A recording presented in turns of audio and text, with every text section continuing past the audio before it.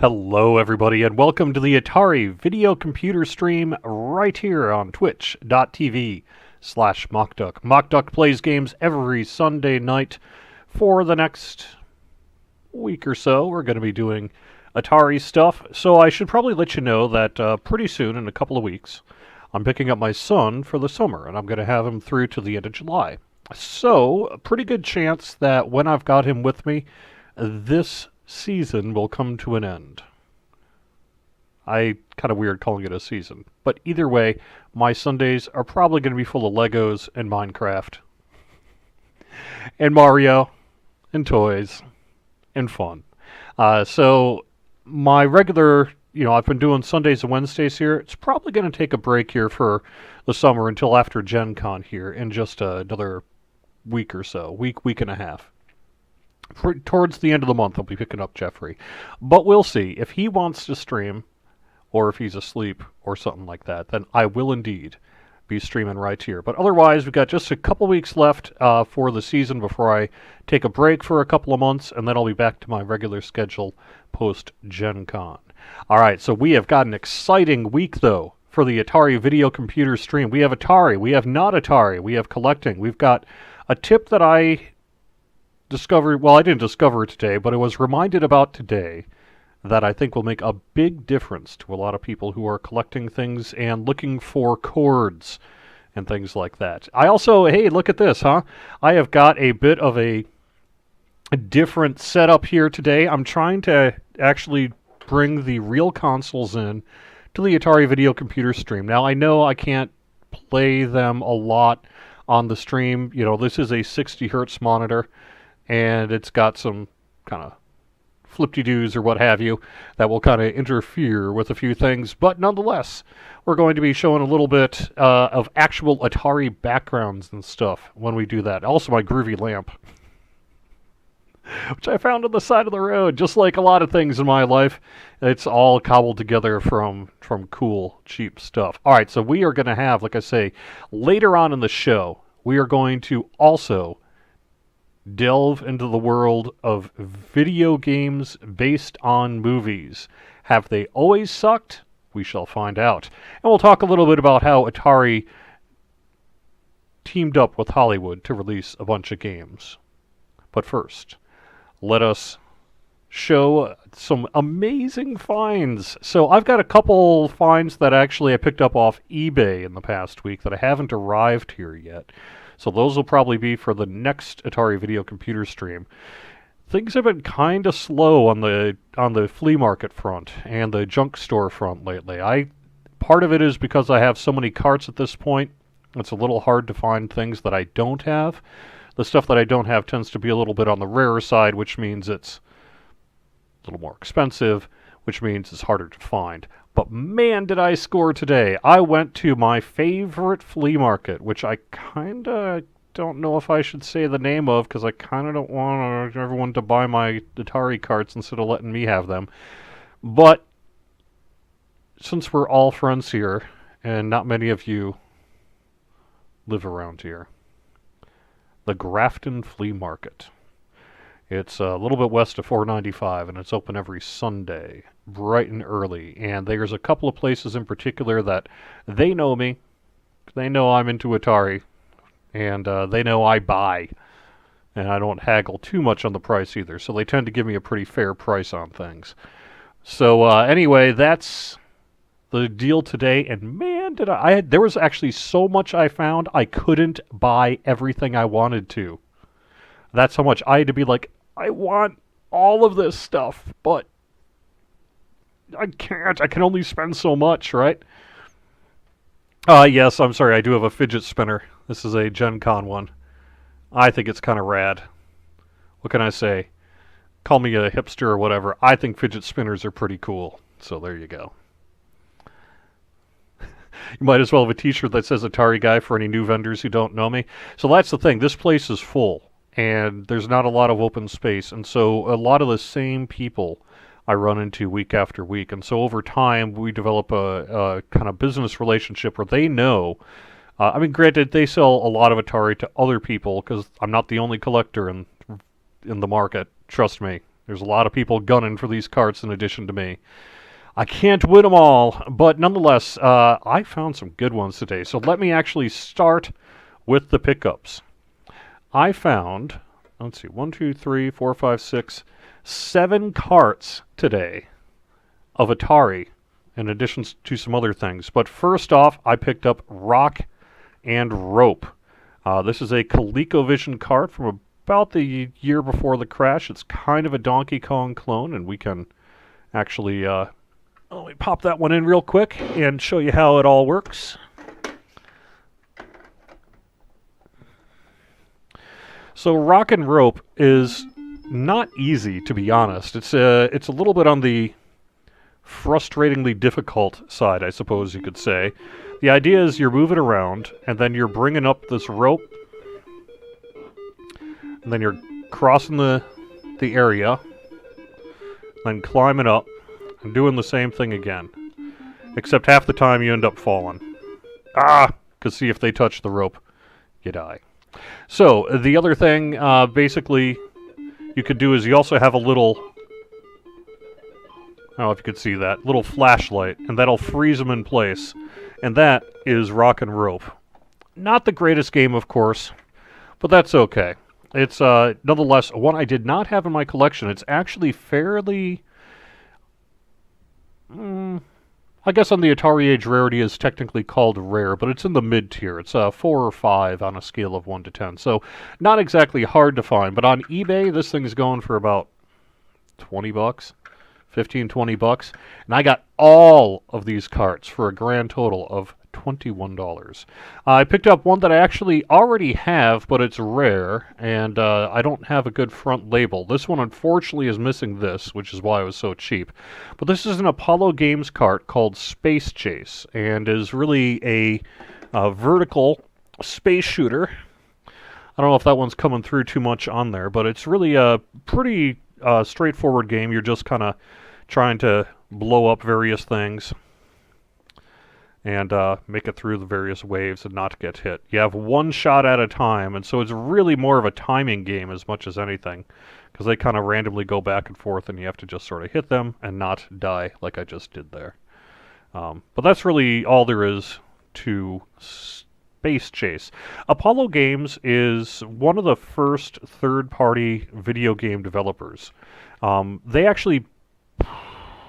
They didn't beat Activision, but they were pretty close. They came out about the same time. A lot of their games are moderately, I wouldn't say rare, but they're fairly uncommon. And they've got games like Skeet Shoot, Space Chase, Space Cavern, and a whole bunch of things like that as well. And they have, all their labels tend to look really colorful. I'm going to show you.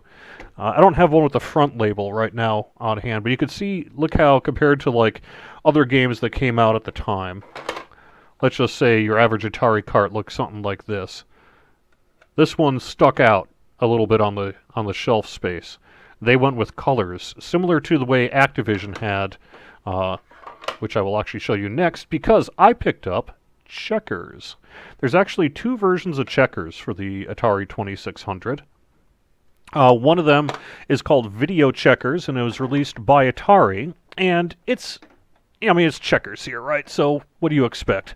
But the Activision one here actually looks and plays significantly better than the Atari one there. So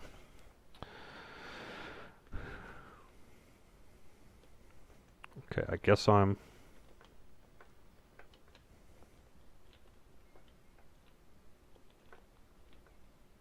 not quite sure how to actually select which one I'm doing here.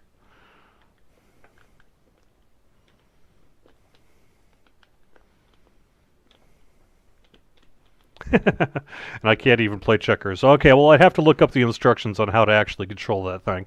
But nonetheless, the thing about checkers is it was significant really for 2 reasons. One, it was one of the very first Activision games, so it came out along with boxing, fishing, and a few others here too. But the other thing is it was a shot across the bow because, like I said, Atari had a Video Checkers, and they were like, we can do it better, it's more colorful, it plays better, it looks better, and what have you.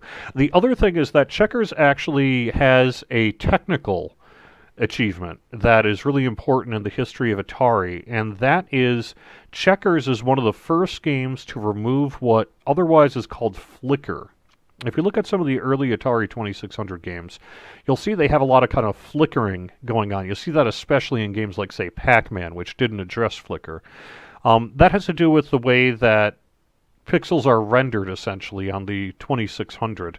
But the technical achievement of Checkers is they found a way to actually draw this on the screen and minimize, if not completely eliminate, the flicker. And that's something that, they use to great advantage in a lot of the other very classic Atari 2600 games. Am I good at checkers? I'm okay at checkers.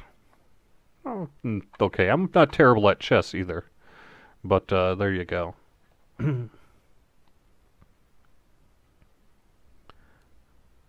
I'm just looking at chat here real quick. So the other one, backgammon. This is backgammon. It's lame. But I didn't actually have it. And, when you're trying to collect one of everything, that includes the games that aren't exactly fun to play. Does anybody know how to play backgammon? It's one of those things, you see backgammon all over the place. And I swear, I have no idea how to actually play backgammon. I could read the instructions. Oh, by the way, because Checkers also came with the instruction manual, which, like I say, not that big a deal. It's not like some super rare cart, but is a nice little find there as well. Like I say, I picked up all these games for a grand total of $21. Backgammon does have the instructions with it as well. It's got some pretty groovy looking classic Atari art. I don't know if I can get that in focus or not. Maybe not. But anyway, it's a classic Atari art. You can see it's a really early program as well, just kind of due to the way the instruction works and all that. Interestingly, backgammon is played with a paddle rather than a joystick. And it does actually explain how to play backgammon in here, but heck if I know. I guess at some point I'll play this game. I remember once getting a backgammon board and trying to figure out how to actually play it, and then being like, even if I knew how to play it, it's not actually fun. But it was backgammon and AC-Doocy. Whatever the heck AC-Doocy is. Anyway, that was a nice pickup for my collection, one of the things I don't have. Now let's get to a couple of good ones here. This one is going to be hard to see. I don't know if you can read this. It is Masters of the Universe, The Power of He-Man. Yes. He-Man, this is actually the second time that I've picked up a He-Man cart. The very first time was the only cart I have so far not been able to get working. Just about any Atari cart you can get working with enough rubbing alcohol and what have you. The very first time I picked up He-Man, and I actually paid I think I paid like $18 for it, I couldn't actually get it working. So, that was a bummer. Now I've got an actual working version of He-Man, Masters of the Universe. And it's, special. Let me show you how this works.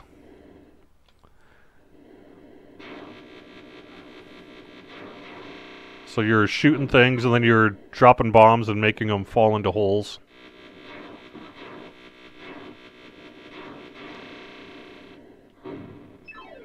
There we go.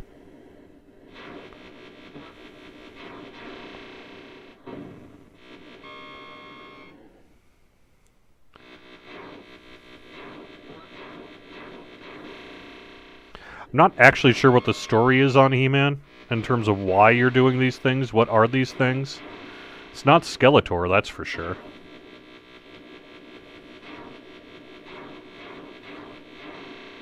At least it doesn't look like Skeletor to me. If that's Skeletor, I'd be surprised. Ah! And that is He-Man, Masters of the Universe. Nonetheless, kind of a rad little game and a nice find. This one is actually a fairly rare game. As you can see, it's an M Network cart, meaning it was originally released for the Intellivision, which I will get to in just a little bit. Yep, you guys see it there, don't you? I'll talk about that in just a sec. I don't know if you guys could actually hear the sound. I've got the volume going, like, kind of cranked on mine to see if it can pick up through the little speaker here, but I'm not sure if it actually did.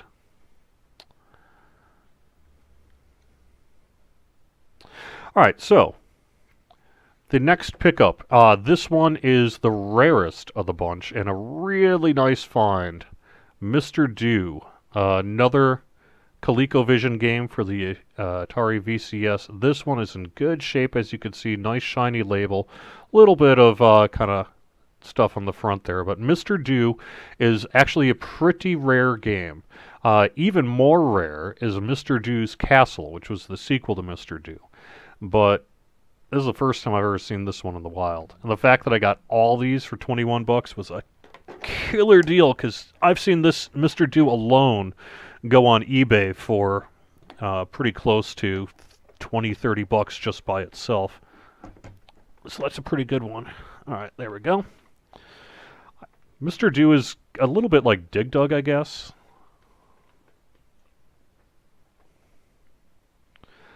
I'm not quite sure actually what you do in Mr. Do. I never really played Mr. Do in the arcade all that much, to be honest. I guess I'm just picking up fruits and what have you. Yeah, it's a little bit like Dig Dug, other than you can shoot at things. Ah.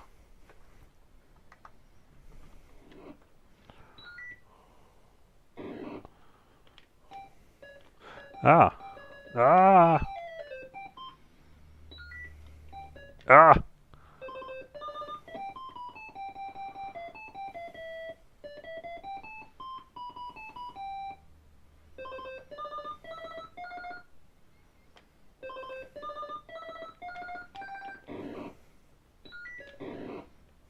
Oh, you can push these as well. Nice.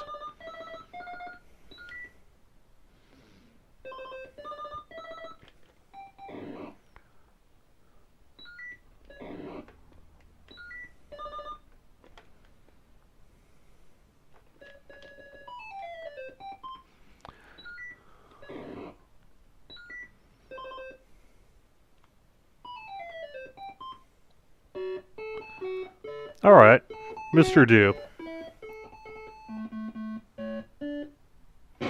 So kind of a nice, Dig Dug clone, but it was a big arcade game at the time. I don't know how many people actually played Mr. Do in the arcade. I actually never did all that much, so.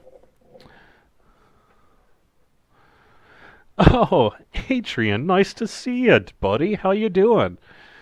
Cool. Are you, you're down in Florida, I think. That's pretty rad. Awesome.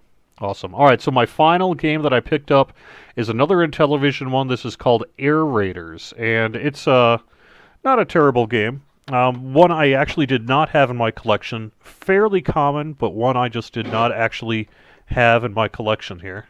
You can see it's not a bad-looking game, except I have no idea what I'm actually doing here.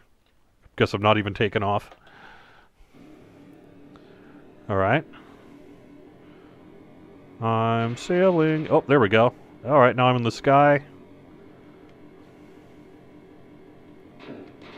Oh, it's not terrible for an Atari game.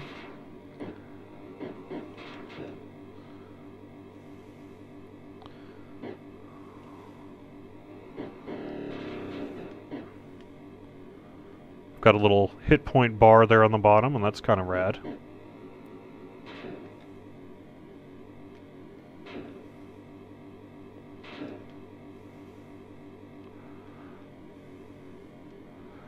Anyway, this is a common game both for the Intellivision and it's only like Rarity 2 for the Atari, but it happens to be one that I've never actually owned.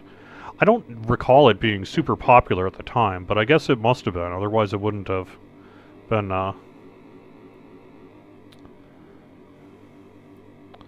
Alright, buddy, where are you?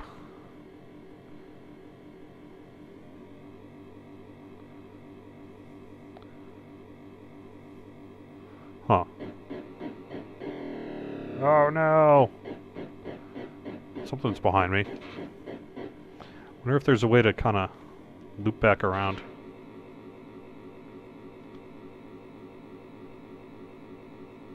Boom, and I smashed to the ground.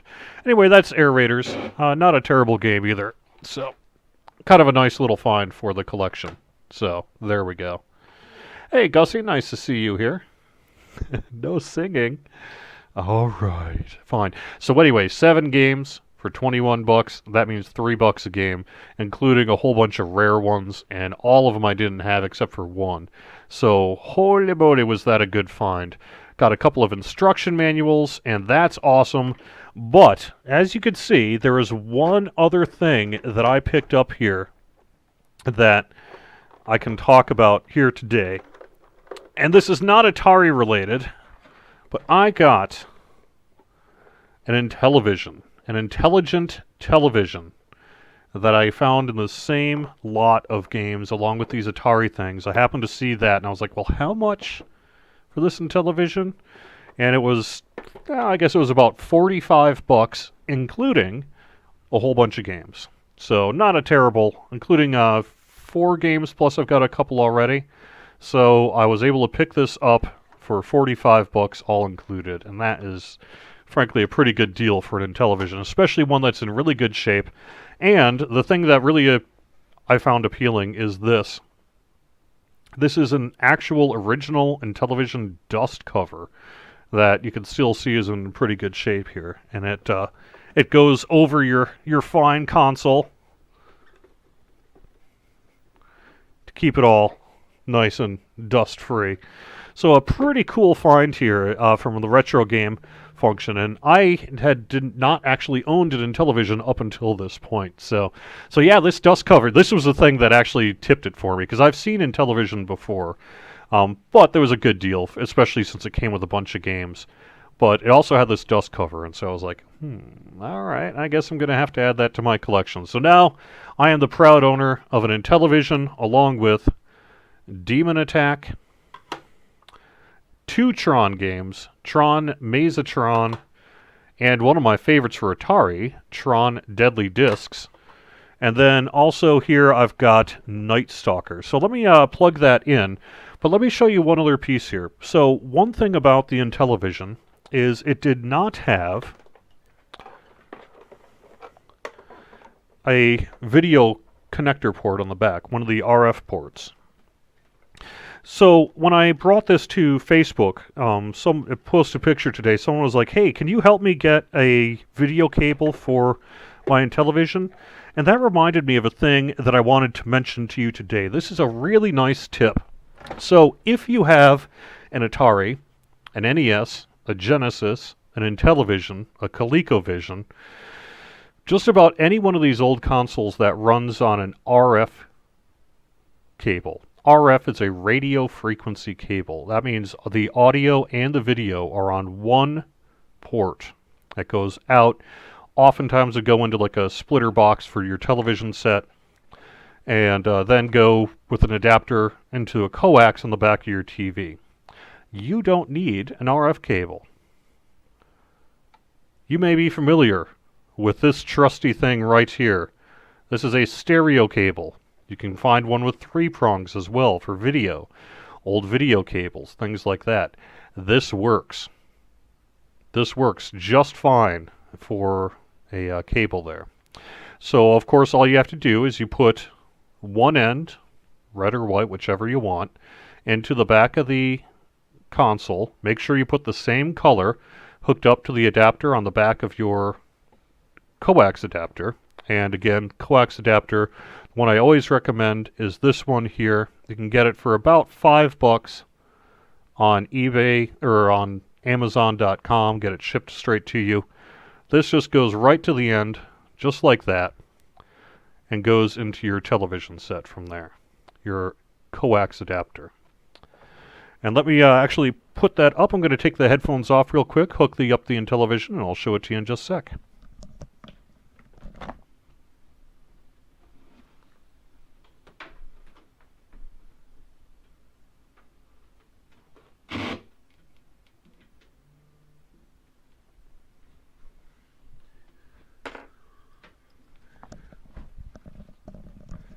And there we have it, folks. A nice picture on the Intellivision. Now, I will say this. I hooked up the Intellivision to my modern LED TV today, and the picture wasn't great. It had a lot of kind of fuzz, distortion on it, kind of random lines. The reason for that is the same one that you'll run into sometimes on an Atari 2600 Junior or any of the Ataris or old retro games. While you can plug in on a regular coax to a modern TV, these consoles are very low power compared to your digital antenna, which tends to broadcast a very strong signal. So while I was able to get a picture on my LED TV, the picture wasn't great, which is why I brought this trusty television. I've got an old CRT that I picked up while, again, flea marketing and that, and I use it for a lot of these retro games like that. I have it. It doesn't actually have built-in speakers, but I just have a headphone out, and I have it going into one of these like kind of iHome things. It has a thing in the back that you can just hook up a cable in, and I find it works really well for games like that. I had that way back in the day from an old iPod, the old iPods. They don't hook up anymore, the new ones, because they're all weird proprietary cables. But it still works great for a quick audio source like that. So.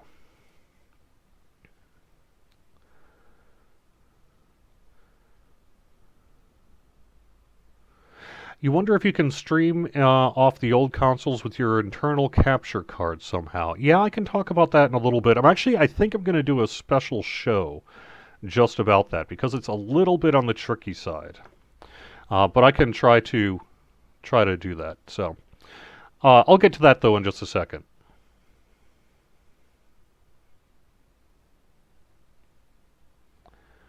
All right. So anyway, we have got the Intellivision.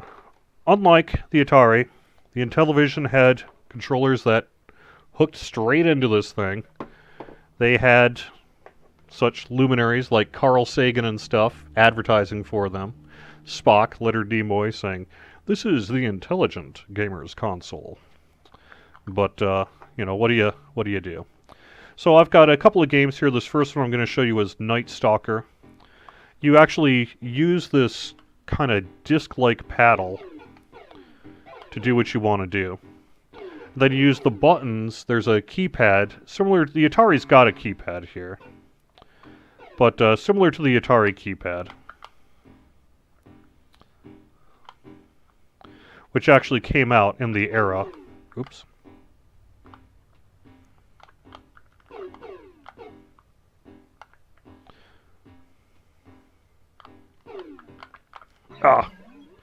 I'm not good at Night Stalker, I need to warn you. This game is kind of hard. But so the basic idea is you have to get the gun, and then once you get the gun, then you have to shoot the bad guys.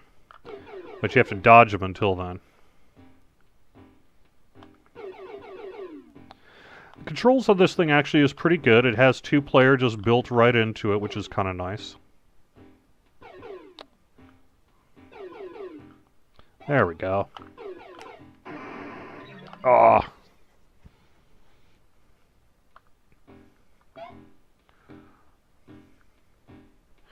And one nice thing about the Intellivision 2 is you can actually kind of rotate the paddle around, and it works quite well in terms of getting that done. So it's pretty cool.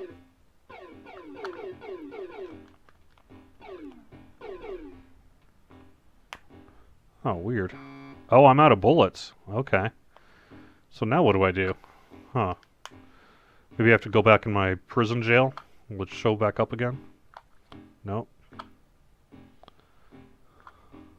Maybe I just die, huh?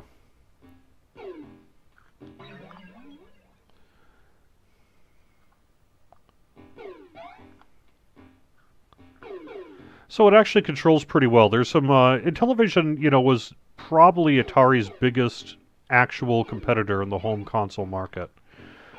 They had, frankly, a little bit better graphics than the Atari did in a lot of ways. They, of course, released later. That's part of the reason why.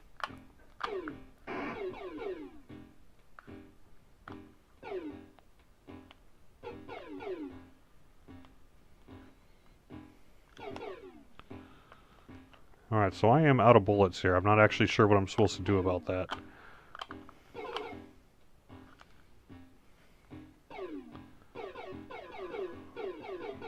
Nope, I guess I just die. That's all there is to it. Anyway, so that's this one. I guess I'll just kind of let that one go at this point. But Intellivision was never as popular as the Atari 2600. It didn't sell as many units. It didn't have as many games. In fact, as opposed to Atari's, depending on how you want to count it, almost 500 games, the Intellivision had about 140, all said and done. And they all were these little carts. Let me put it up next to, say, an Atari cart, and you can really see the size difference here. So you really cannot confuse the Atari and the Intellivision carts. You can sometimes get confused in the Atari and Coleco carts. The Coleco carts are like the Atari carts, but they have angular sides, and they don't fit into the Atari. So anyway, I've got, like I said, Tron Deadly Discs. It actually fits into the side here. You can actually pull this thing out. That's where it fits.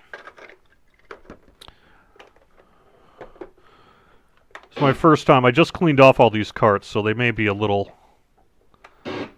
sketchy until I get them all cleaned up and ready to go.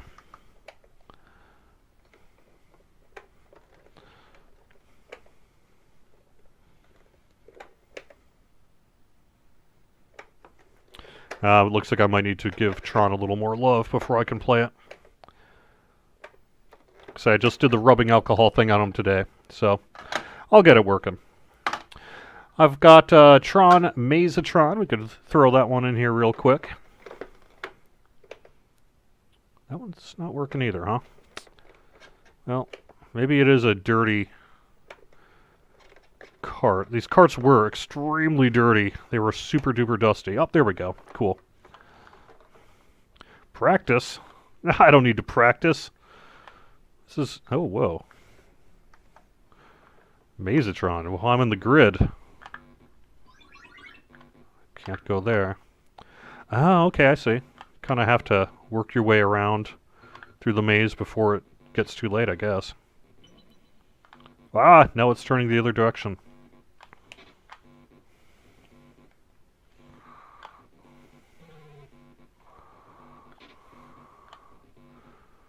Oh no!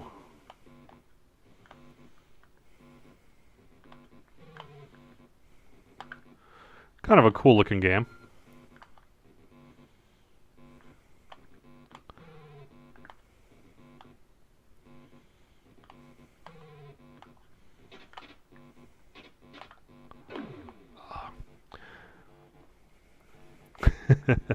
Yeah, who needs practice? Not me. Surely this game isn't too difficult. Oh, as I die. So anyway, there we go. There's Tron Mazatron, and I'll get Tron Deadly Discs working here. I just don't have it.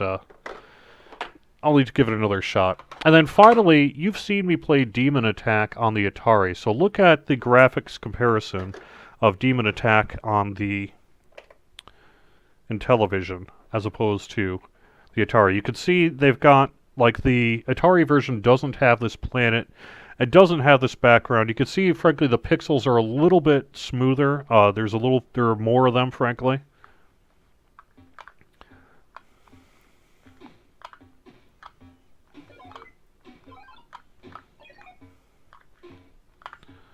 So on the one hand, it's a pretty good-looking game. This controller, though, is not as reactive as, like, a real Atari controller. Not that the Intellivision controller is bad, but they deliberately made it look like a remote control. Not sure what I need to do to... This happened to be one of... Oh, I've got it on 2-player, that's why. Okay.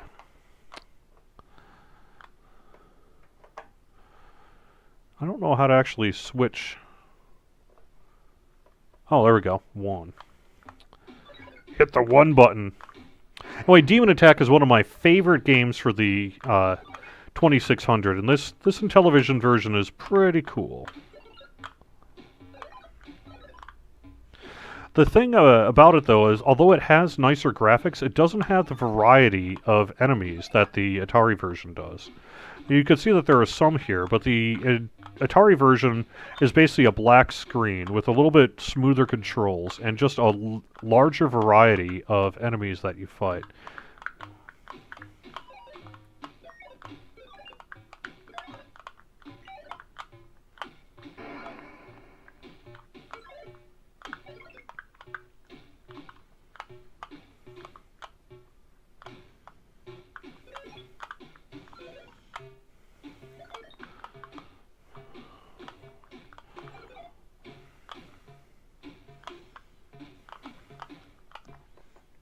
up a little bit.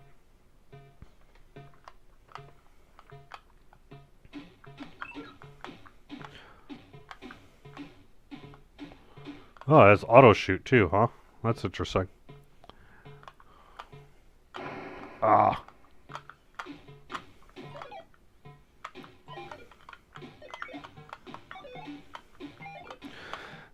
In some ways, the Intellivision had more advanced sound than the Atari did, but not, you know, in hindsight, there's still something about that classic Atari sound that's maybe a little less harsh than the Intellivision sound chip is. Although, not that the Intellivision sounds bad. And of course, they had, you know, they competed in the same way that, like, Microsoft and PlayStation do now. They were like, do you want the fastest computer? Do you want the most graphics? You know, the best graphics that you can buy? Then you should be buying the Intellivision. They also, you know, to differentiate themselves from just a video game thing, they tried to have a little bit more educational software, and then these controllers tried to mimic, you know, a remote control, which was what was big on the television at the time, with a number keypad. Well, with all these buttons, surely you can do a whole heck of a lot more than you can on the one-button Atari joystick there. So, I'm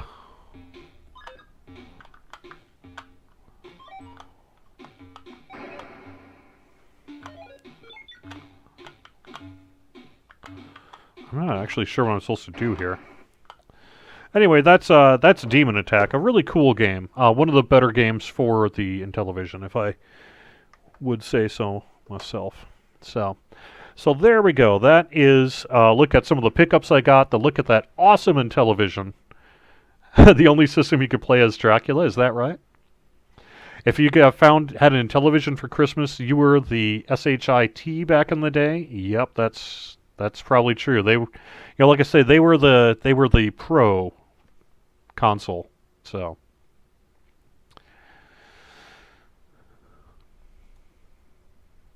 I have not seen a show called *Halt and Catch Fire*. No. For the day, it really was impressive. Now, granted, here's the other piece. The Intellivision was more expensive than the Atari 2600, the VCS. Now, when the Atari first came out, it was about what it was, but by the time the Intellivision hit, the VCS was already cheaper than the Intellivision. So, you know, there you go.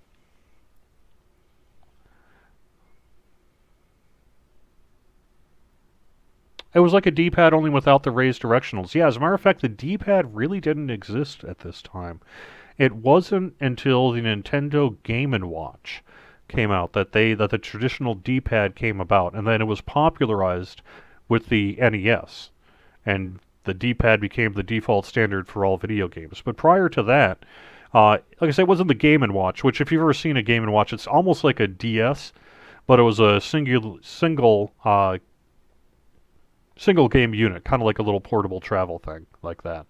And that was the very first D-pad. So Atari had the joystick. The Intellivision had the complexity in that. One other piece too, and unfortunately it's over by the couch, so I can't show it to you right now. But these controllers, let me unplug this so I can actually bring it up closer to the screen.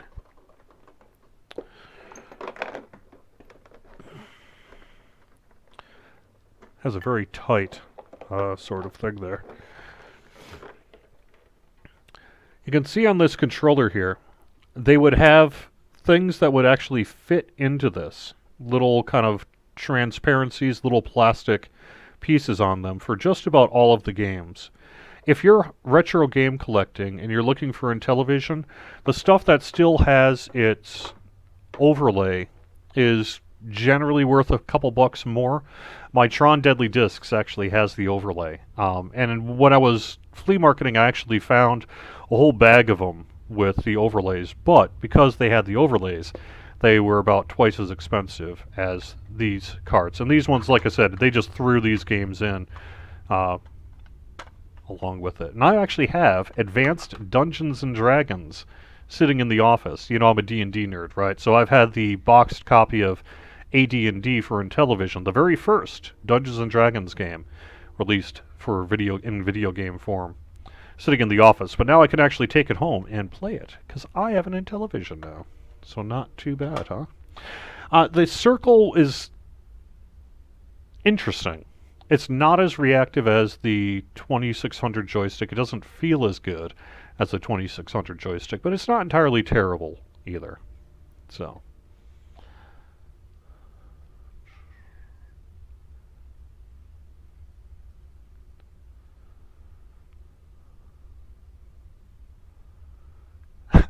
I don't have a couch. You're right. The game's had a slide card, yeah. And, just like with anything, the more things that you have with the cart, the more valuable the game is. So if you have an Atari cart, it's worth X amount of money. If you have the cart and the instructions, it's worth a little more. If you have the cart, instructions, and box, it's worth even more. If it's sealed, it's worth even more. It's got the peripherals, including even the warranty card, it's worth even more. Right? So the more kind of stuff you have with these games, the more valuable it is. And so goes with Intellivision games as well. The box Intellivision games they look really nice. They tended to be skinnier, a little bit bigger than the Atari games, and they had a little bit more art. Rather than, Atari tended to use a frame on their main box, whereas Intellivision tended to spread it out across the whole front of the box. And I don't have a good example to show you right now because I'm just starting to collect this stuff. But there you go. All right. So let me actually move to my next subject here, which is going to be some of the movies. We just showed you Tron, so I'm not going to show that one again. Well, I guess I could play it on here, but there's quite a few games that got released based on movies, and one of the very first. Let's see if I can get this working. There we go. One of the very first is actually Superman, which we will talk about in just a little bit here. But I'm just going to go alphabetically and then talk about this, because it's a little hard to find all this stuff without going alphabetically. Adventures of Tron, you're trying to pick up all these pieces as you go along. Oh no! All the little bits, as it were. Oh no. You can jump over these guys, but they're kind of tough to jump over. Adventures of Tron is one of my... I don't know if I'd say it's a favorite game. It's a really nice game, though. It's pretty fun. Once you get the hang of it, it's pretty cool. I tend to prefer the Discs of Tron as my favorite Tron game. But it's not bad. You do have to cross to the other side in order to go up. You can't just go up multiple times here.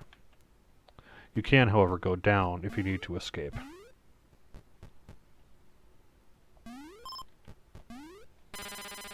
And that arrow will actually zoom you across the screen as well. As you can see, the recognizers start at the top of the screen and then they go down. Oh no! That's not helpful. Not helpful! Okay. Anyway, that's Adventures of Tron. So, the very first licensed game based on a movie, not just for the Atari, but in video games altogether, is one that you may be familiar with. Oops. Let me get the real game here. Here we go. It is called Superman.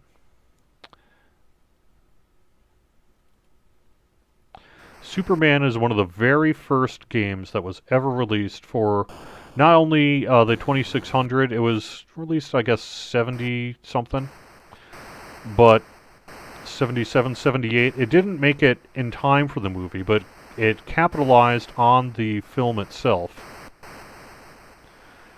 And it was really an adventure game. The basic idea is you are flying through the air.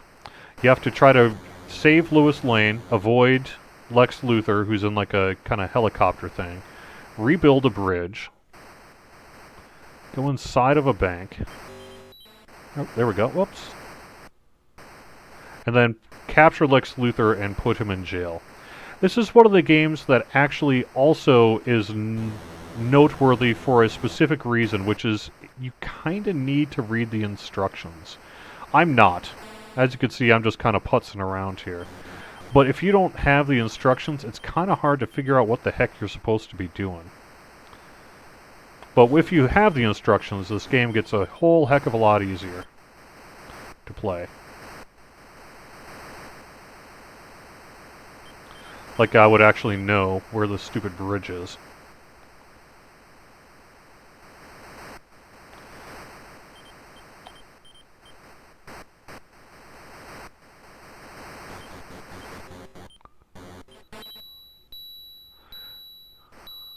You can pick up Lois Lane, and she will actually kiss you. Because, you know, you are Superman after all. The Mac Daddy. Here's another piece of the bridge.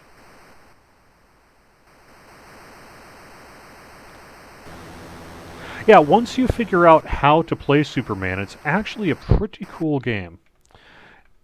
It's just a matter of... Oops. Dang it. I just had the bridge. Now where did I put it? Alright.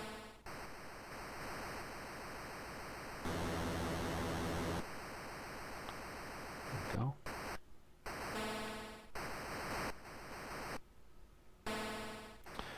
I'm not going to play through the whole thing, I guess, just because it is sort of not exactly the best thing in the world. But you also have X-ray vision. You can kind of see which way you're going, what's ahead of you.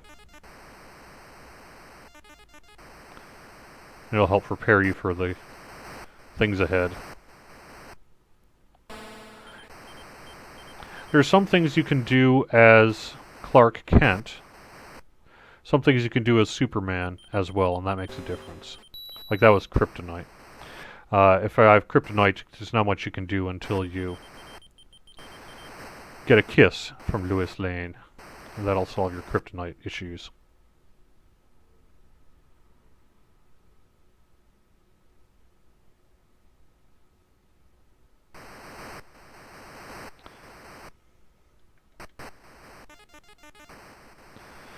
But you don't even... Oh yeah, you can pick these guys up, right? Let's see if I can bring them into jail. If I can find the jail.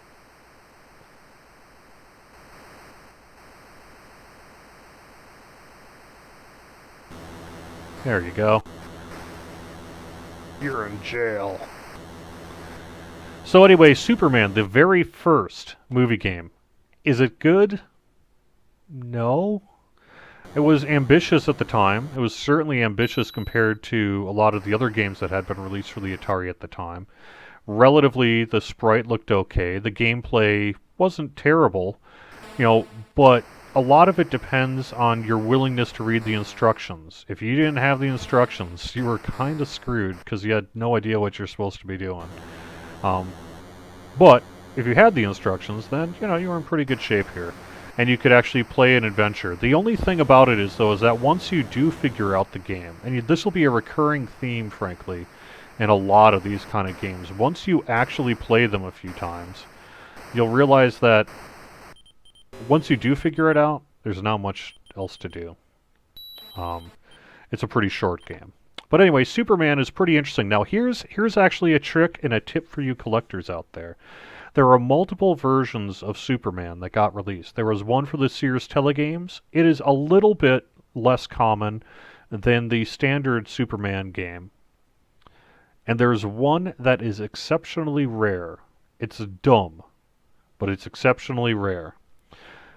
If you find a version of Superman that on the cart, the word Superman is yellow instead of red, it is worth a lot of money. It's a label variation, and it's an extremely rare label variation. It was they changed the color pretty quickly after they released it, so not many copies got out there. But for example, if you want to buy a Superman cart, it's worth $3-5, maybe 10. You know, it's got the instructions. Clearly, it's worth maybe a little bit more. If it's boxed, it's worth a little more. If you have one with a yellow label Superman, a picture label Superman. It has Superman on the front and yellow. Not the Sears Telegames version, but the picture label Superman yellow text. It's worth like $250. It's the same game, but it's worth a lot of money. I don't have one, and I will probably never find one. And I wouldn't pay $250 out for it regardless. But nonetheless, It's one of the kind of holy grails, as it were, in Atari collecting. If you find a Superman with a yellow label on it there, it's a good one. Alright, so let's go from good guys to bad guys. The movie Alien had a Atari game released based on it. Don't those look like the Alien guys? As you can see, it's basically kind of a Pac-Man clone.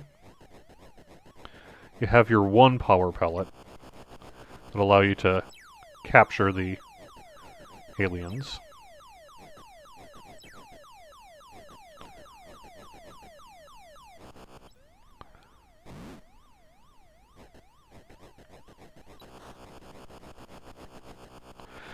Game is not terrible. It's a pretty fun, as far as, Pac-Man clones go, Alien's not that bad. Alien is actually a fairly uncommon game. I saw it in the wild today, and I really wanted to buy it, but they were asking $35 for it, which is way more than I wanted to pay for a game, especially since I was buying the Intellivision and all this other kind of stuff on top of it. But, that's about what it's going for, and it is released by 20th Century Fox, similar to the movie.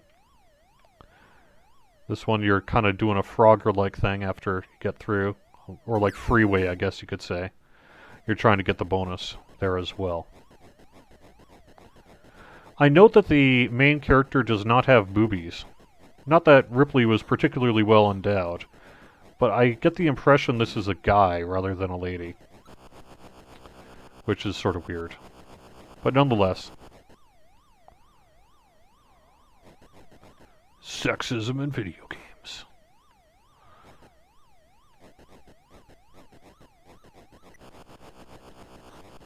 But yeah, Alien's not a terrible game. It's actually pretty fun, and like I say, it's a not that common a game, and so it's worth quite a bit of money.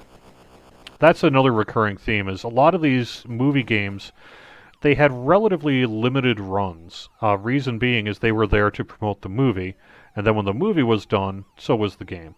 So it's a little... dang it. So it's a little hard to find a lot of these after the fact. If you didn't buy it right when the movie came out and pay the full price for it, it tended to be a little harder to find. And in hindsight, these games are fairly rare. Worth some good money if you got it. Particularly because these games don't just appeal to Atari fanatics, but also movie memorabilia collectors. That also tends to drive up their price just a little bit. The other thing is, when you look at things in flea markets, not everybody really knows collecting, vintage game collecting very much, but they know Alien, they know Star Wars, they know E.T., Superman, what have you. So sometimes these carts have a little bit of a premium on them too. Not really because they're particularly rare, but because the person selling is like, well, that's got to be worth money, because it's... I keep on dying at the same place. But because it's an Alien game, or what have you. So that also tends to drive up the price. But you also are competing with movie memorabilia collectors on these things, so... That has something to do with it as well.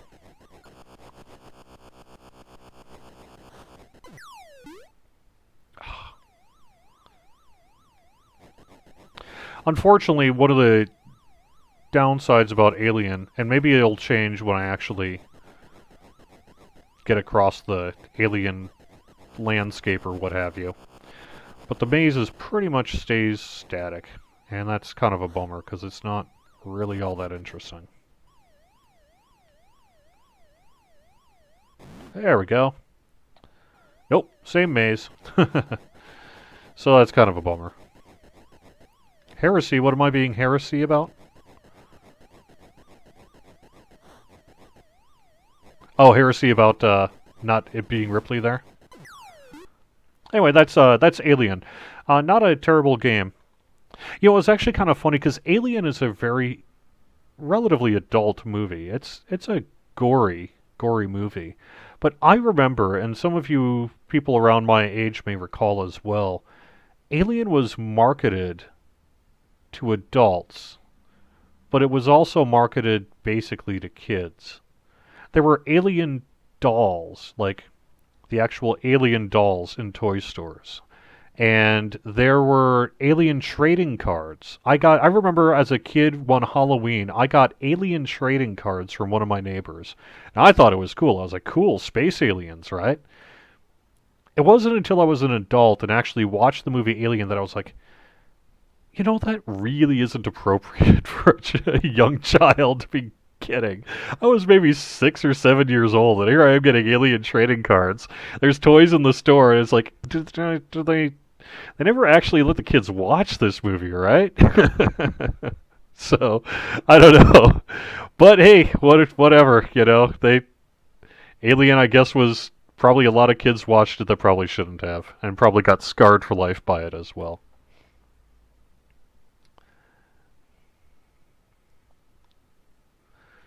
But yeah, I recall actually when I was a kid getting that. Buck Rogers is just an independent game based on the IP. It's not based on the Buck Rogers movie of the time. Cabbage Patch Kids is a prototype that came out along with the Cabbage Patch Kids toys, but was also not actually released. It was a prototype. Very rare if you can find a prototype cart of it. But that also, the movie was not there. Same with Care Bears. So it isn't until we go to... Also, Commando was not based on the Commando movie. It was based on the Commando arcade game, which was just called Commando.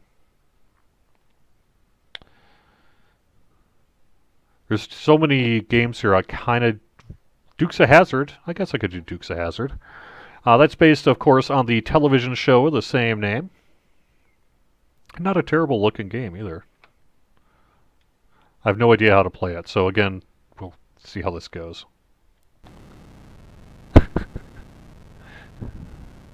That's the General Lee, huh? Okay. Oh, it looks like Boss Hog is going to... I was never actually a big Dukes of Hazzard person, so I don't know...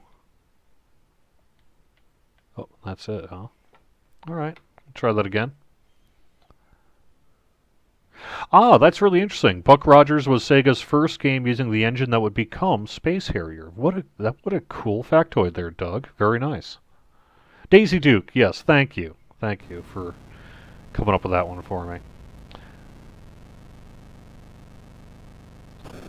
That's really cool that it was based on that. I have Buck Rogers and the Planet of Zoom, 20th Century Fox game, which of course was a movie studio, but you know. You know, you're kind of, in terms of speed here, doesn't really give you the sense of Dukes of Hazzard speed. It's kind of pathetic. Not a great game, this Dukes of Hazzard game.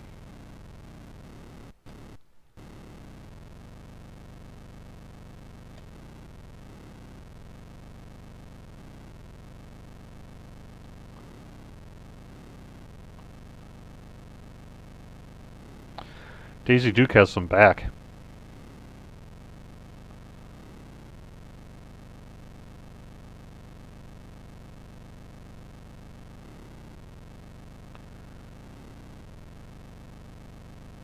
That's the jail. Oh, I guess that's probably where I need to go, huh?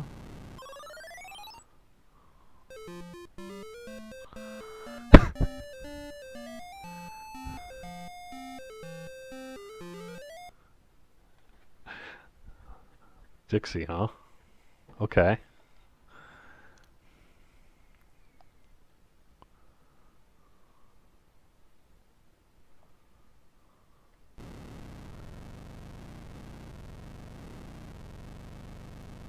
It does not look like a Dodge Charger whatsoever, does it?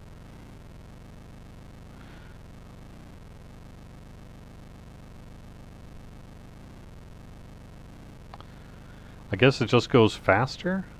Well, there's a few more obstacles in the way.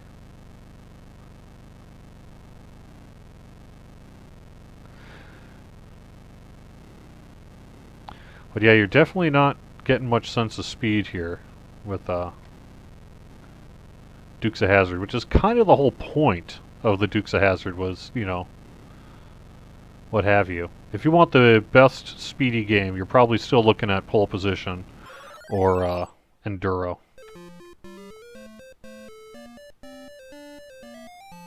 However, if you're a racist and you're looking for an Atari version of Dixie, I guess this is the cart for you. Alright, that's enough of Dukes of Hazzard here. Based on the television show, not a movie. Alright, now we get to one of the most infamous games of all time. How many people in chat here can actually tell me what you're supposed to do in E.T.? How do you actually play E.T.? It is a rarity of 1. Reason for that is it was it was everywhere. It's hard to, kids nowadays maybe don't recognize it. They know who E.T. is. But E.T. was a phenomenon.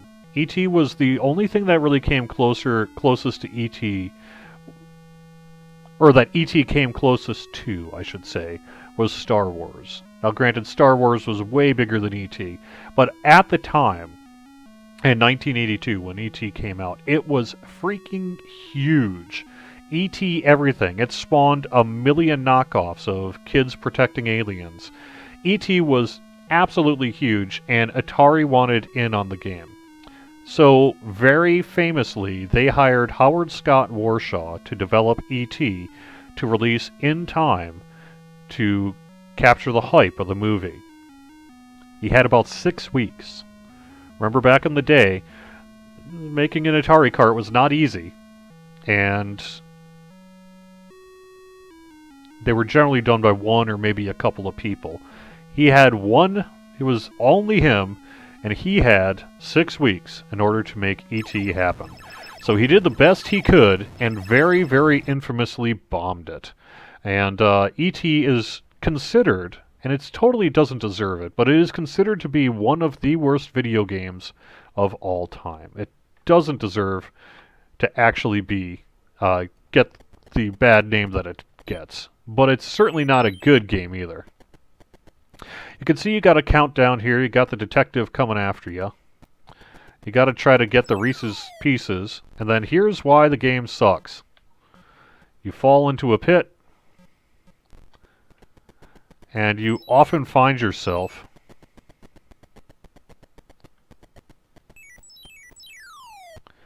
falling into a pit again. So it was very disappointing at the time. People, had high hopes for E.T. Atari had high hopes for E.T. And this particular scene may be one of the first video game memes, as it were, because people would get stuck. They'd go, this game is BS, worst game of all time. Ultimately, although it sold quite well, they had made so many copies of it that they were just absolutely unable to recoup their investment. Infamously, they buried a whole bunch of them at an Alamogordo landfill. It is not true that E.T. was the only cart in that Alamogordo landfill. There's a whole bunch of Atari games that were overstock. And it's also not true that they did it specifically because E.T. was so bad. They had a whole bunch of video games that they had to clear out, and E.T. was one of those at the time. So what do you actually need to do in E.T.? What's the actual purpose? Your mission is to help, this is from the instructions, your mission is to help E.T. find the 3 pieces of his interplanetary telephone, call his ship, and guide him to the landing pad in time to be rescued. Do this before that energy number runs out, and you'll win the round and score points. E.T. traverses 6 sites on planet Earth. 4 of these are full of pitfalls. They are dotted with deep wells into which E.T. can fall. A 5th site shows Elliot's house, the Institute of Science in the FBI building. Here E.T. is taken by the scientists to be studied. The 6th site is a forest setting, where E.T. first lands and where the ship will land to pick him up. A round ends when E.T. boards the spaceship. At the end of each round, all your bonus points are displayed, etc., etc. In each one of his zones, he has basically a specific power. If he's ready to call his spaceship, he must be in a call ship zone. As E.T. stands in a power zone, the symbol for that zone appears at the top center of the screen. That's what that's about, at the top center of the screen, is What am I actually supposed to do? There's a find phone piece zone, a send humans back zone, and eat candy, call Elliot, move to a new site, call ship, and landing.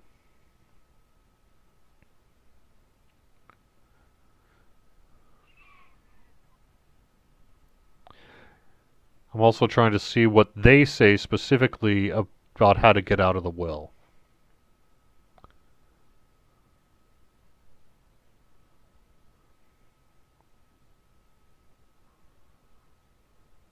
They don't.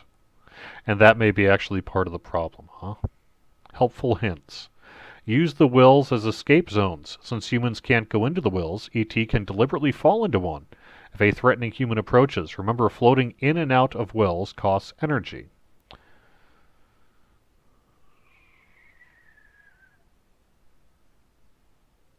Sometimes ET will fall back into a well after he has levitated up to the planet's surface. To prevent this, move ET right or left immediately after the scene changes from the well interior to the planet's surface.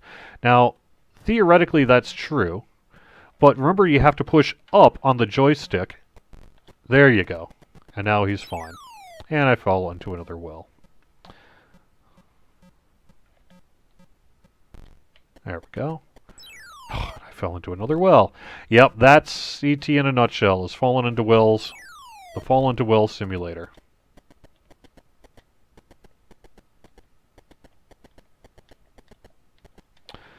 And that is ultimately why ET is a bomb. Not a great game, E.T. Although if you actually do read the instructions, it's not as bad as people say. E.T. wasn't even the best kids movie in 1982? Yeah, you're probably right. But it was a huge family hit. I mean, granted, Steven Spielberg had a lot of hits prior to E.T., but E.T. was just massive. Let me actually try to look this up on IMDb quick. E.T. was also just hugely marketed as well. E.T. dolls were everywhere. It won 4 Oscars, won 47 things, it was 47 other awards, nominated for 34, made Drew Barrymore an absolute star, solidified Steven Spielberg again, although he had, like I said, he already had done Jaws and a few other really big things there before that. It also, remember, is one of the very first big movie ones, certainly, to feature Dungeons and Dragons in it. The budget was about $10.5 million. Opening weekend was $11.8 million. Gross USA from the year 1982 was approximately $435,110,554, with a cumulative worldwide gross as of 2002 of almost $800 million. So there you go. Also, Dungeons and Dragons, Reese's Pieces, Steven Spielberg. It was very, very famous. Not a good game, however, and one of the biggest bombs. It's credited with causing the video game crash. That might be a different subject for another time. It didn't cause the video game crash, although it certainly did not help. Because people felt very burned from E.T., and when it was done, they were like, well, fool me once, especially on the heels of Pac-Man, which, although wasn't terrible, wasn't great either. And some of the wind was knocked out of the sails of Atari. Alright, now let us go to Ghostbusters. Ghostbusters was a really big game, not just... Actually, the Atari was maybe the weaker version of it. Most people, if you're my age anyway, probably remember playing the Ghostbusters game on personal computer. It was a really popular game for the Apple IIe, the Commodore 64, the VIC-20, the ZX Spectrum, what have you. But it did get an Atari release, and it's not entirely terrible. So first thing you're doing is you're purchasing stuff for your Ghostbuster car. So you got to have at least one trap. probably want bait, but you don't need one right away. I can't remember what that one's for. Image?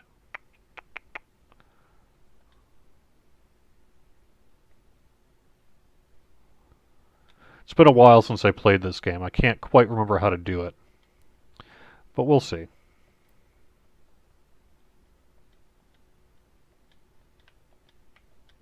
Alright. I don't even remember how I'm supposed to play this. I think I'm supposed to use the right difficulty switch or something like that. Oops.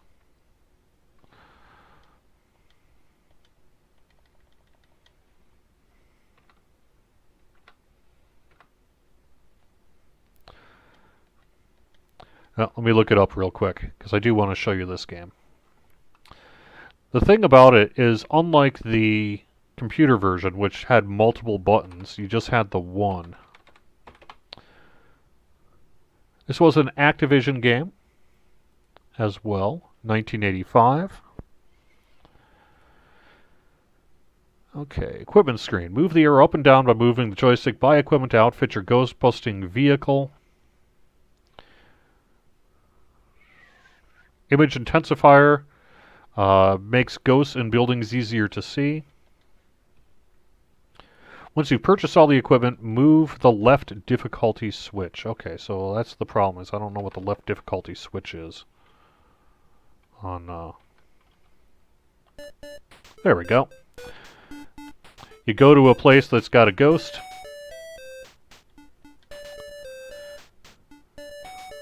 You drive there. The PK meter goes up, of course. Not a bad Ghostbusters theme, though, for the Atari. You lay down the trap, and then you try to place your guys to capture them. One is left and right, one is up and down. You can move them in, of course you can't cross the stream, so it's easier said than done. And I didn't capture the ghost, in which case you get slimed.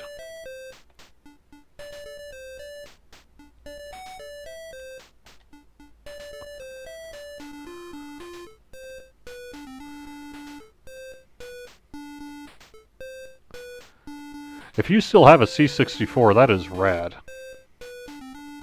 Why is this not... Oh, because I'm on the wrong screen. There we go.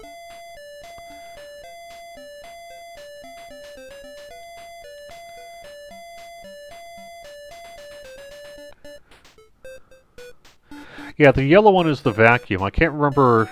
The vacuum is used to pick up ghosts, I believe, on the road here.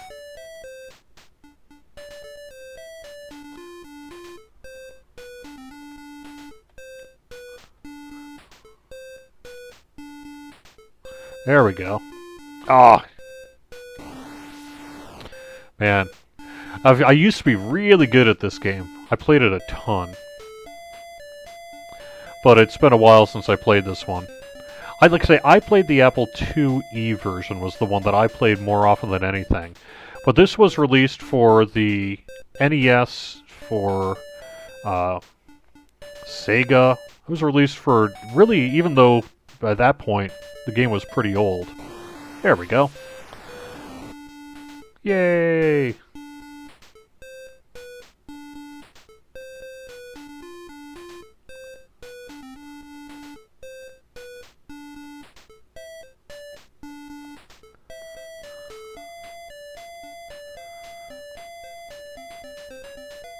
Oops. So you're mostly, you know, things get more and more hectic as it goes along. You're picking up more ghosts and such.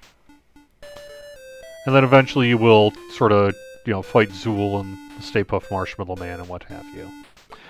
You know, simplistic game. But at the time it had like a level of strategy involved in it too. A little bit of resource management, which was kind of cool, and what have you. Overall, it was a pretty good game. So I guess that's about it with Ghostbusters, but not a bad game. Next, we move on to a pretty rare game. This is Gremlins. If you can find a copy of Gremlins, buy it. It's worth money.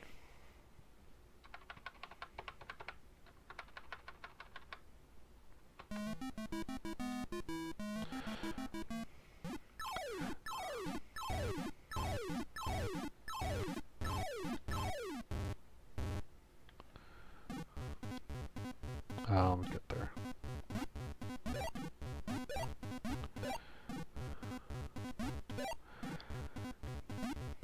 Gremlins was another really big movie at the time that I think, unfortunately, like kids, I don't, they don't really know Gremlins because it hasn't been monetized in the same way a lot of other things have.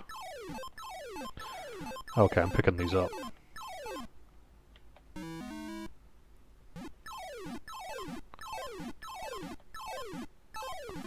You don't really look like a kid. You kind of look like a bald dude.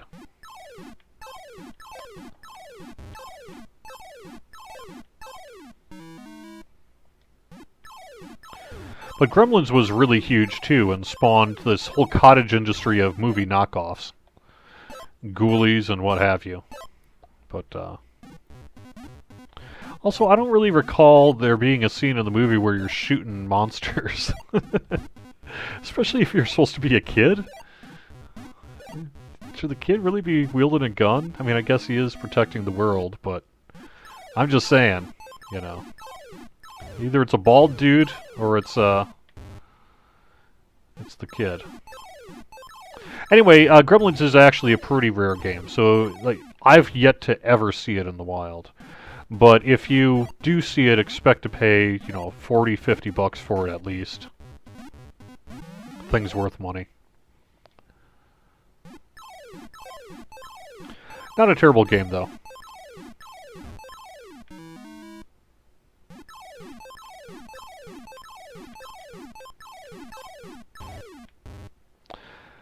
Good enough on Gremlins. Alright. Halloween. This is another rare one. It's got the really cool Atari version of the Halloween theme song.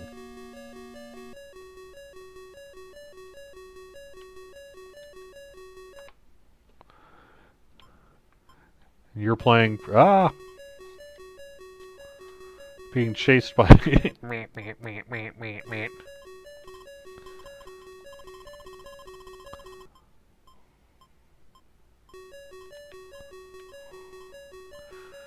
Trying to be scary, I guess. Not entirely terrible. I don't actually know what the purpose of this game is either. I've not played Halloween because it's expensive and is pretty rare. But it is also, I don't know. I guess you have to save the kid? Oh, hey, now what is that? Do I have a sword? I do, I got a sword. Ah, nice! That is pretty awesome. Similar to the movie.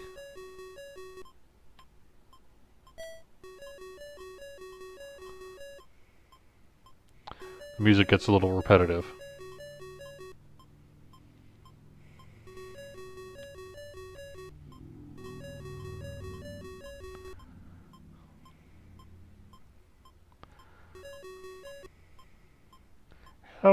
Help me, the kitty says.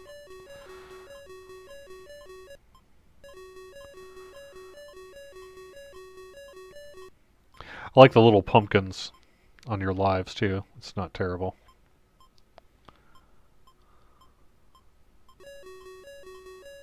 Oh no.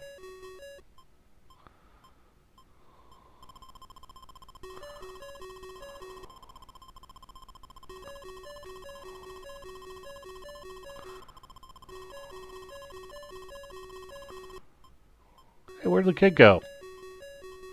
Dang it, kid. No wonder you die all the time. Anyway, that's Halloween. I guess that's about all we need to do for that one here. James Bond was based on the license, but not a specific movie, at least not one that I'm aware of, so I think I will skip that. Same with King Kong. We move to Crawl. Crawl is an awesome game. Crawl is super fun. I actually have this one and like it a lot. Not the easiest game.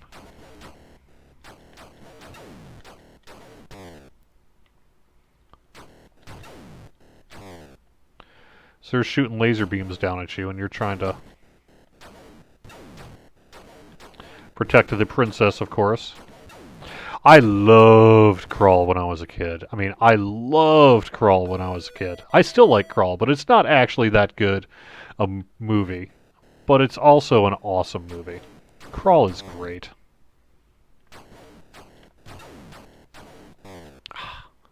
Apparently I'm bad at Crawl. There was a arcade version of Crawl, which is different from this Atari version by quite a bit. The arcade version is a little bit like Tron in that it has multiple parts to it. And now we're picking up the glaive, except we left it behind. Hey, maybe we shouldn't have done that, huh? Now we're in the spider's web. This part is very frustrating.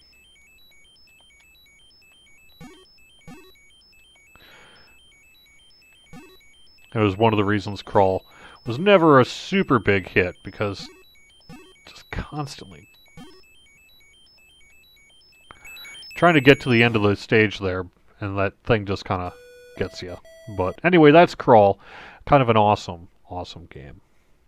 MASH, of course, based on the television show of the same name. This is a fun two-player game, actually, as well. I'm the purple one on the bottom. You're picking up people, trying to not get hit by a tank. You know, just like the television show MASH. You know, extremely violent, lots of war scenes, you know. And then when I've got a full thing, I bring them back to the tent. I think. Is that right? Oh, there we go.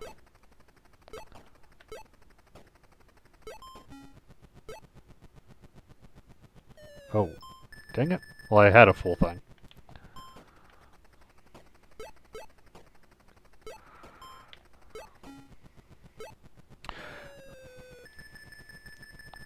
So it's a competitive game, not so much on lives, but see how many things you collect. And then you've got these surgery scenes where you have to remove bullets, and it's like a game of operation.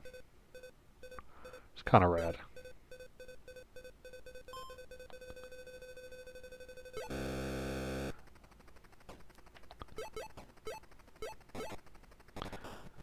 I played MASH as a kid. I went to a friend's house and we played a lot of MASH. It was a pretty fun two-player game, actually.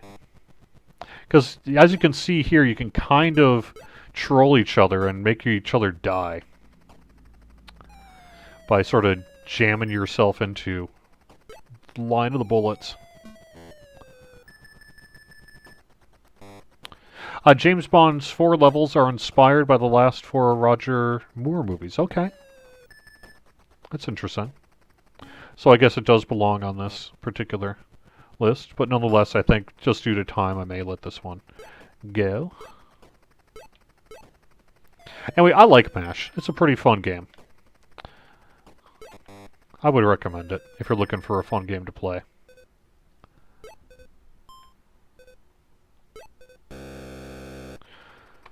Alright, let's see. We already showed you Masters of the Universe, so I'm not going to do that one. But that's a good one.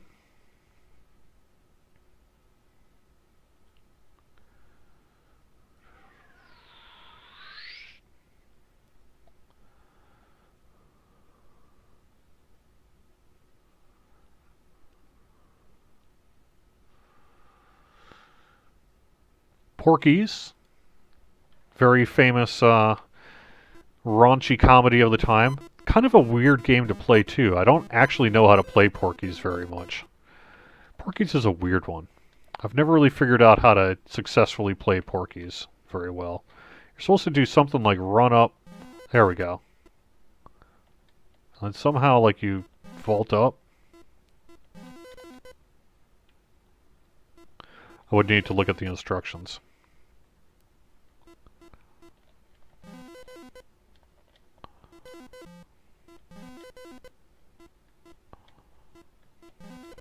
There we go.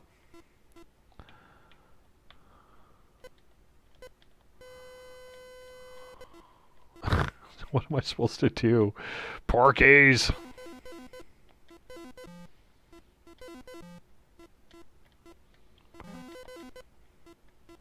Anyway, that was my experience playing Porkies, is basically this. Similar to E.T., I have no idea what I'm supposed to do in this game. I guess I'm being a peeping Tom. but I don't know what I'm actually supposed to do here.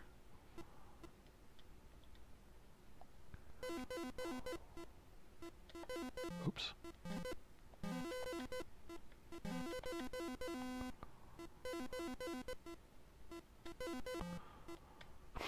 That's Porky's. Alright, there you go. Maybe someone else knows how to play Porky's, but that someone is not me. Alright, now we get to another famous one. Not a great game either, but it was actually... Steven Spielberg liked it a lot. Which is why Howard Scott Warshaw ended up being the person who ended up doing E.T. This also is a game that is an adventure game.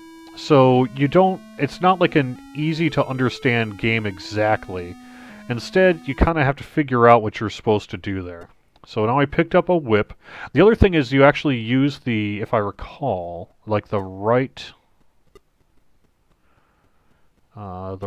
difficulty switch to get something done here.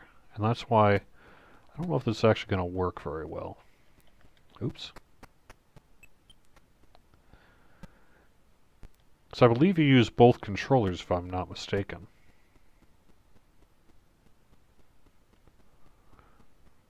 It's been a while since I played this game. I stole my stuff.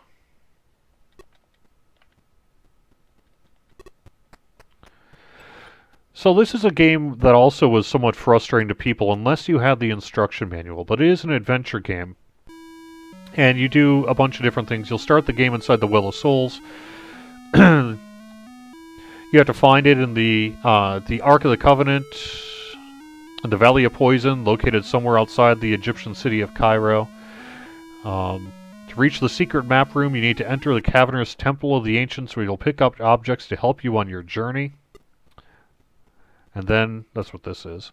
And then we basically use them at various points. Like when we were falling down that tree, you need to switch over to the rope there.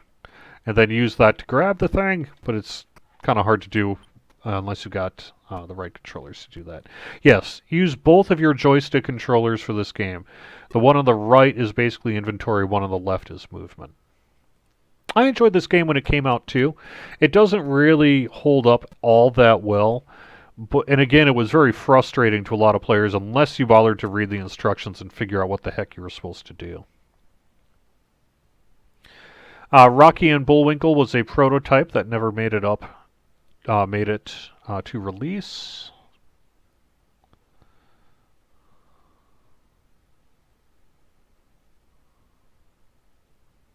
Smurf.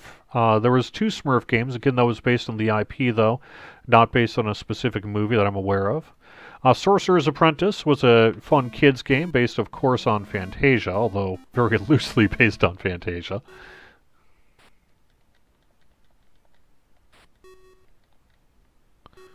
Sort of a vertical scroller, actually.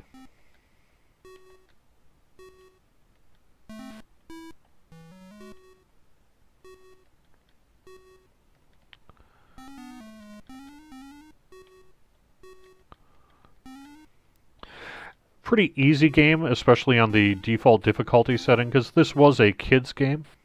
That's a really nice looking Atari card as well. I'm lucky to have a copy of Sorcerer's Apprentice. It's not super rare, but it's not exactly common either. So it's a little bit on the more valuable side.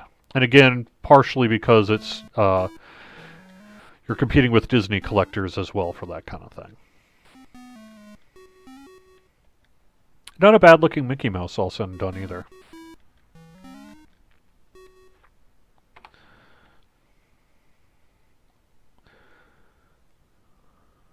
Spider-Man, I believe, is just based on the comic rather than, I guess it would have been the bad 70s TV show at the time. Star Wars, of course. Yeah, I guess I could get into this. So, Jedi Arena was a 2-player only game, and the idea is you controlled the Jedi lightsaber, and then you had the thing there, and you were trying to basically play it against someone else and do that. It was a PvP game, but doesn't really hold up as a one-player. Return of the Jedi Death Star Battle is another pretty cool one, moderately rare, to be honest.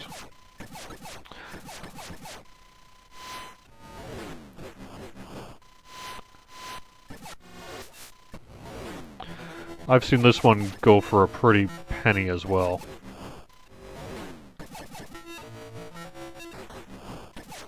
Here we go.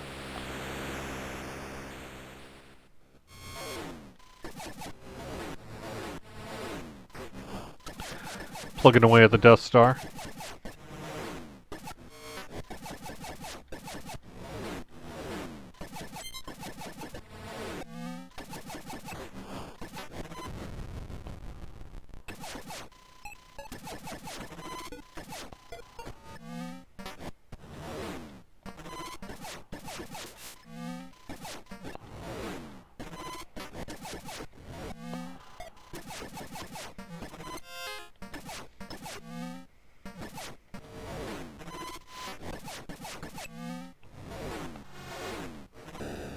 There we go. Float up the Death Star there. And we do it again. So a repetitive game, but not a terrible game. Kind of a fun one. Not bad graphics, not the greatest music. Star Wars the arcade game is an Atari version based on the vector graphics game of the same name. That's one of the best, still one of the best games in the arcades. If you get a chance to play the Star Wars vector graphics game of the arcades, I highly recommend it. The Atari version doesn't hold up particularly well. It doesn't control great. Don't really have a level of precision on the Atari joystick that you need. But it's not terrible, and certainly for the time, in terms of an arcade port, you could have done a lot worse.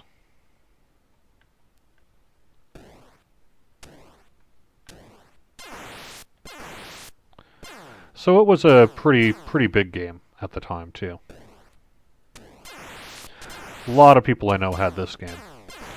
But not as much... there we go.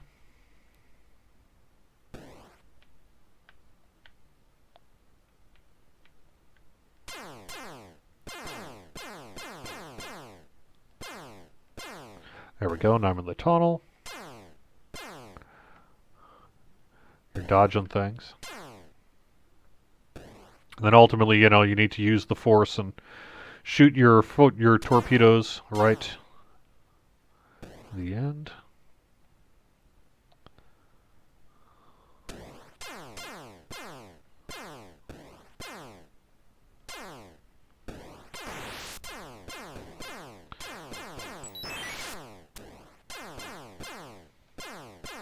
Alright, so anyway, that's a pretty good game. Particularly, like I say, based on the arcade. One of the most popular games of all time on the 2600 is Star Wars The Empire Strikes Back. This game was rad. It looked good, it played pretty good, it was challenging.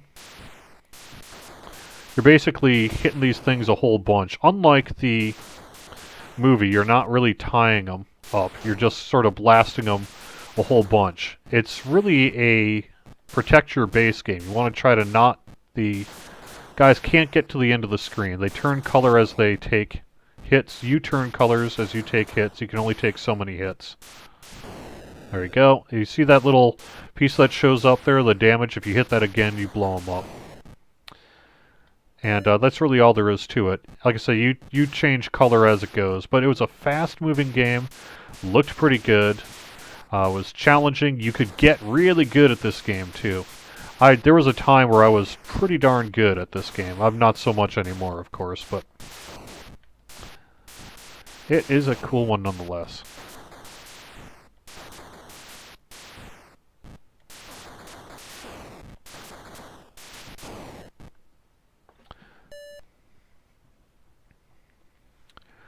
Alright, so that's Star Wars. Clearly the Star Wars games were quite popular. We're almost ready to wrap things up here in just a few minutes, but let's see if we have Superman, we talked about that. Texas Chainsaw Massacre. Yes, there is a Texas Chainsaw Massacre game. Similar to Halloween, is pretty rare. You play as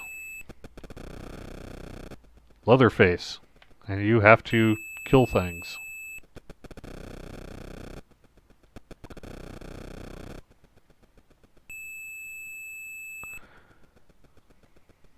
You have so much fuel.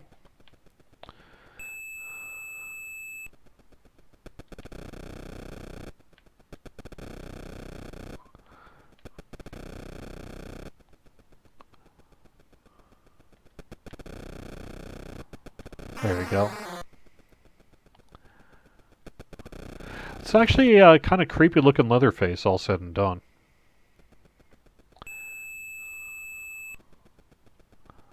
This game is pretty rare as well. If you can find a copy of this game, you'll probably end up paying 40, 50 bucks easy for it. I've actually never seen this game in the wild, but it's a rare one.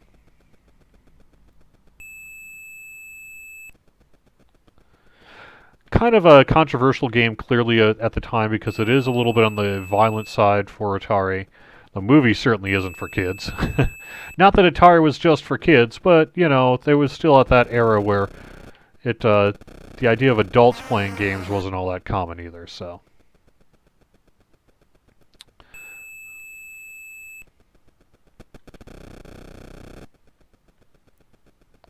Kind of a creepy looking game. Alright. So that's Texas Chainsaw Massacre. Tron, we've played multiple times, so I'm not going to play that one again.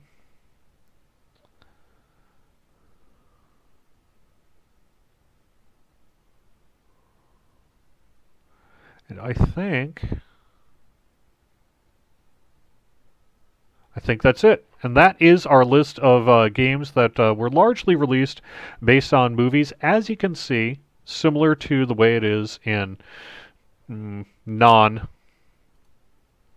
in today's market as well, not the greatest games in the world. You know, a lot of times these games that are trying to compete with based on movies, they're just not very good. Movie games have always kind of sucked. They continue to always kind of suck. But I would say there's actually a couple of good games here for the Atari as well. I like some of the adult ones like that. I thought Gremlins is pretty good. I don't hate Superman, although like I say, you kind of have to figure out what you're doing there.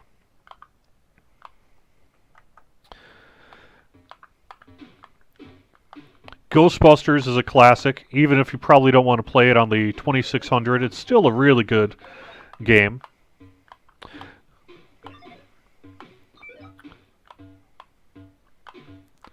And there we have it for the Atari Video Computer Stream. Thank you so much for watching. If you want to give me any bits, all that money is going to go to charity. It goes to the Maple Farm Sanctuary. You can find out more at maplefarmsanctuary.org. Any bits that come in goes to the Maple Farm Sanctuary. After Twitch and PayPal get their cut, I keep none of it.